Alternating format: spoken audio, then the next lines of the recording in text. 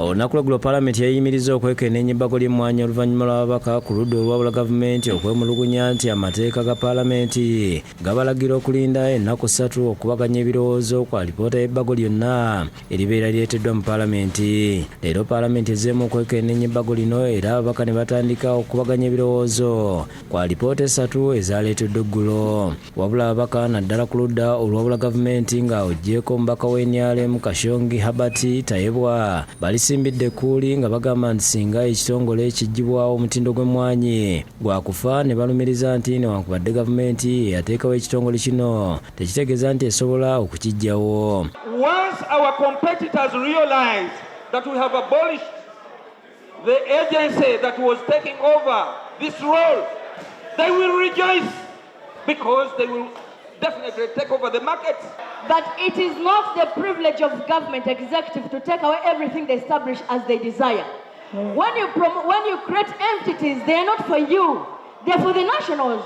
Statistics in our constituencies show that because of coffee and UCDA giving them seedlings, people have got money. Maybe you could tell us how much UCDA is consuming from your treasury.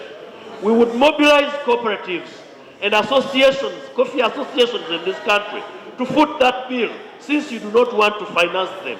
Oluvannyuma lw'okubaganya ebirowoozo, sipiika alagidde ebbago litandika okwekenneenyezebwa kawaayiro wabula kino akulira oludda olwawula gavumenti Joel Ssenyonyi akiwakanyiza ng'agamba nti ababaka abasinga obungi babadde tebakiwagidde. Ssenyonyi wakati mu babaka naddala abavuganya gavumenti okukaayanira waggulu asomedde sipiika akawaayiro kwasinzidde okuwakanya okusalawo kwe era amutegeeza nti alina ababaka abasoba 40 abakkaanya naye nti sipiika okusalawo kwakoze tekubadde kutuufu kuba ababaka basabye ebbago ligobwe.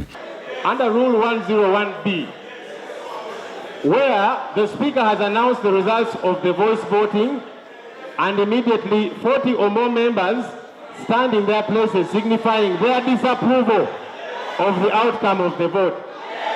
Right, Honourable Speaker, these are over 40 members and they are standing in disapproval of the vote that you have announced.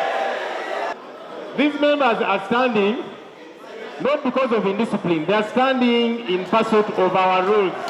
Sipiika alagidde paalamenti yeeyawulemu emirundi 2 era bonna bafulumye wabweru buli mubaka ku lulwe akuba akalulu alaga oba abadde ayagala ebbago ligobwe oba batandika okulyekenneenya ekiviiriddeko olutulo lwa paalamenti okuyimirira okumala akaseera era tewali mubaka asigadde munda. Wabula paalamenti bwezzeemu okutuula, sipiika ategeeza ababaka nti yabadde tawulidde bubi kuba akalulu kalaze nti ababaka 77 babadde baagala ebbago lino ligobwe ate ababaka 159 be baagala paalamenti egende mu maaso n'okwekenneenya ebbago lino era n'olumaze okulangirira ebivudde mu kulonda entuula za paalamenti aziyimiriza okumala ebbanga eritali ggere. Download the app on App Store or Google Play Store now. Vision Digital Experience, the future of media.